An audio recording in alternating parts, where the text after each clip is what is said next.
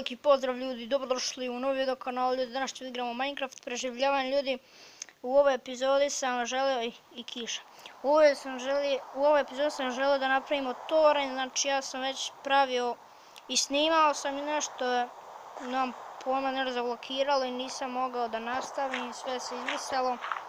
Dobro, nije se save izbrisao, tako da sam ja ovdje već krenuo malo da pravim. Ne, palo je, nema veze. Znači ovo će da bude 3 sprata, znači već smo jedan. I ovo je drugi. Trebamo još jedan, udobni smo. Podržimo shift, svaki slučaj. Treba još jedan blok.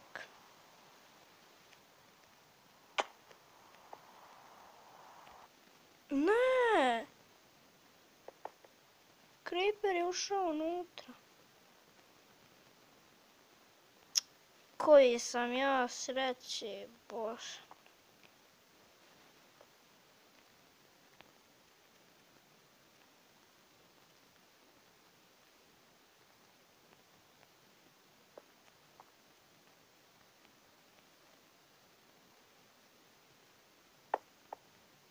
Ili je izišao.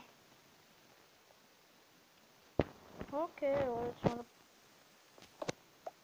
prokopamo se. Što bi, prokopamo se put. Okej.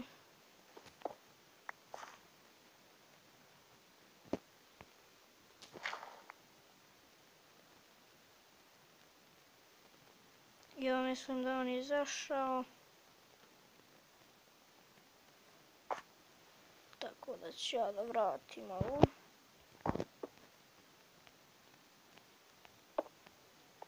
I vamo ću skočim. I odmah idemo.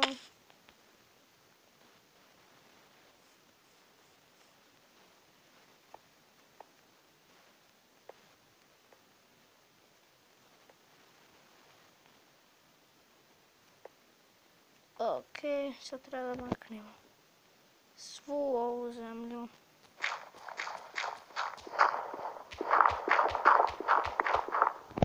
Stvari to ću ja između epizoda da maknem, znači sada ćemo da imamo finalno kako izgleda.